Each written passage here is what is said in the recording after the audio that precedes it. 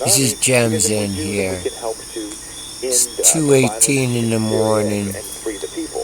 And the reality is and most of the forces who are fighting against Assad July are not even 21st, Syrian. They 2013. are foreign This is fighters part who 2 are of fighting for reviewing Al-Qaeda This Is Not and innocent Anonymous on overthrow Syria. Facebook. And the other part of the story, by the way, that our media will not talk about Just to is that document the Syria is comments and one of the see few what's places in there. the And Middle East where Christians and Muslims, this is Coast to Shia and Coast Sunni AM with Muslims, these Druze and blasphemers on in the Alawite background. all live in peace together, or had until 2 years ago.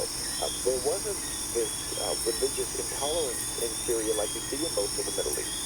And yet, that has all changed. Christians are being killed in Syria today. Alawites are being slaughtered in Syria. Shia and Sunni Muslims are being slaughtered by these radical groups that are attempting to take over the country.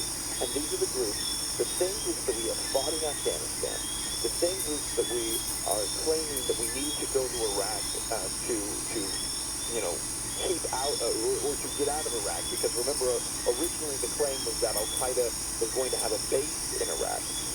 The unbelievable part of that story, and many of your listeners may not realize this, but of course there was no Al-Qaeda in Iraq, but today they are in Iraq. They have a very strong presence in Iraq. Somebody asked me about this after our story that we put up at FinSwan.com. They watched it and they said, wait a minute, there's something wrong with your story. You say that Al-Qaeda is in Iraq. Remember, there is no Al-Qaeda in Iraq. Well, no, there is Al-Qaeda in Iraq today. There wasn't Al-Qaeda in Iraq before the United States went there. We went there, we removed Saddam Hussein and essentially threw the country into turmoil, and now Al-Qaeda is flourishing in Iraq. And so we continually do this, John, over and over and over again in all these different countries. You mentioned this in one of the past segments, but this is the MO of the United States.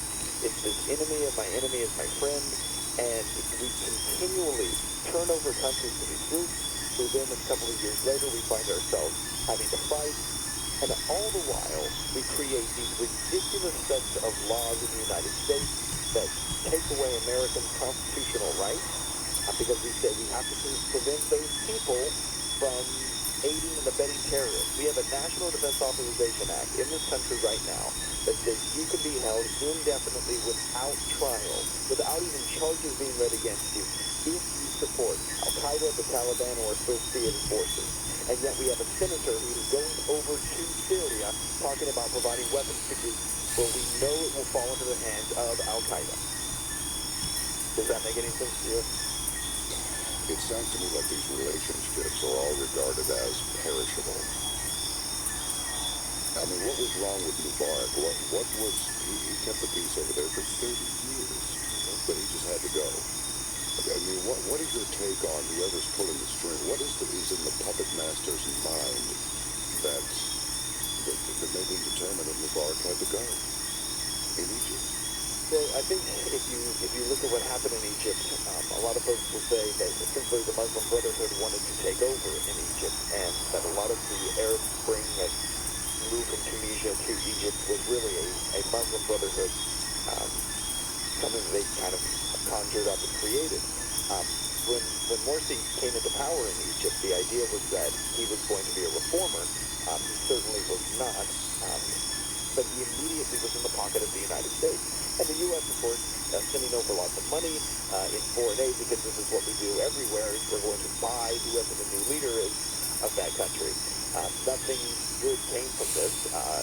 Much more religious intolerance than Egypt had seen before. Under Mubarak, Christians were not given high standing in the country, but nothing like what we were seeing. Coptic Christians were being slaughtered after Mubarak was removed from power and Morsi took over. And the Muslim Brotherhood, from people I'm talking to in Egypt, are telling me the Muslim Brotherhood, in taking over that country, essentially began to really create terrible living conditions, even worse than what the conditions were under Mubarak. And so the U.S. then scrambles and, allows this military coup to take place and begins giving money to the military in Egypt. And so we constantly have this checkbook out, looking for whoever might be available to take, some kind of payment so that they can keep things calm. And yet nothing remains calm because, as you said, why do these dictators need to go? Well, because we allow another dictator to come along and the unrest that seems to come along with it inevitably. Okay, let's bounce around here for just a little bit. And, I mean, this is just a conversation. This is not a rigid, structured thing. You know, over the course of the last few months, we've talked about America's Nazi past and stuff like that. A long time ago, I read a book by Paul Manning called Martin Bormann, Nazi in Exile. And one of the little things I picked up in there is that when Nazi Germany was coming to an end in 45, all the people that Bormann, through his various proxies, was trying to get, all these people he was trying to get out of the country, the scientists and technicians and even managers in industrial facilities, because they were expert businessmen. They were given a choice of going to South America or to the Middle East. I thought the Middle East, that's odd. Well, as time went by, then it's like, oh, the Muslim Brotherhood and the Nazis were buddy-buddy back then.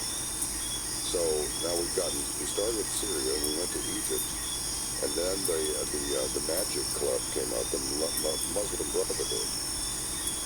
And this connection with the Muslim Brotherhood is very strong with, shall we say, certain European powers, combined with this catchphrase that you catch in alternative media all the time, the Al-Qaeda.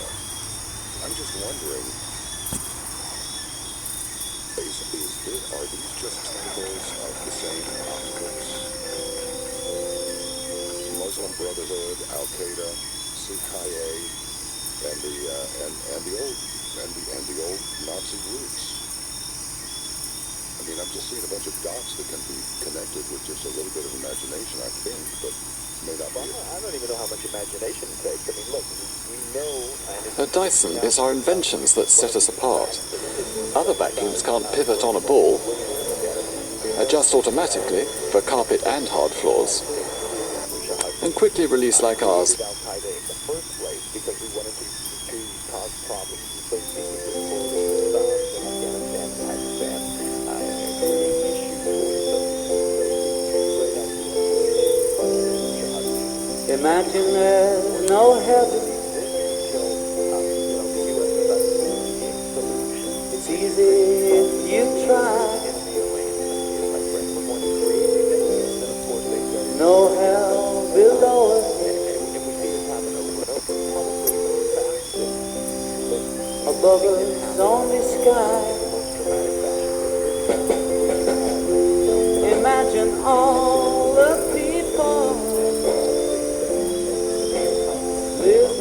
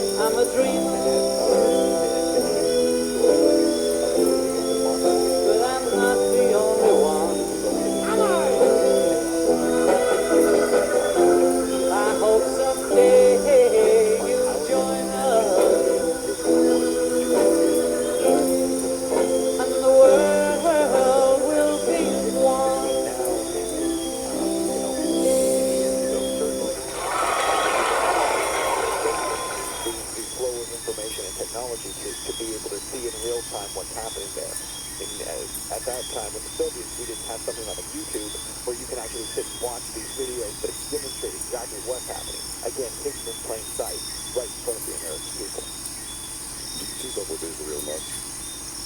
I do some. Is there anything to this, they're considering pulling back to 367 borders, or is that just a wild rumor? I've not heard that whatever that latest is, I have not heard that. My understanding is that they seem to resist that on every front, so it would be fairly surprising to me to hear that they're talking about this. Okay, well, I'm starting to pick something to that effect up on the scope, so I'll follow it up. I just wondered if you were in the middle of it now. You know, remember Charlie Wilson's war was like, I won't kill Russians, you know that thing?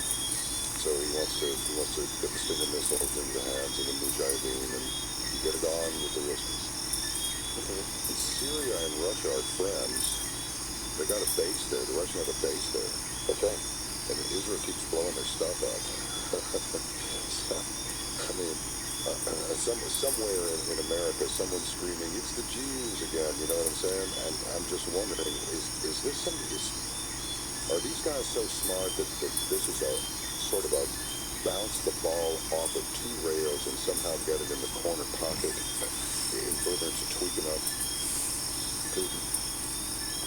Well, I think that certainly, I think Putin is able to flex a little bit with the situation in Syria. I don't know all the inner workings of the relationship with Syria, other than they clearly seem, the Russians seem to stand by the Syrians. But I think there's more of an issue there of showing America's weakness, or an attempt to show weakness, to say, look, clearly the U.S. has picked a side, and so we have a side, and you know, by the Russians doing that, they essentially are forcing the U.S. and NATO to stay away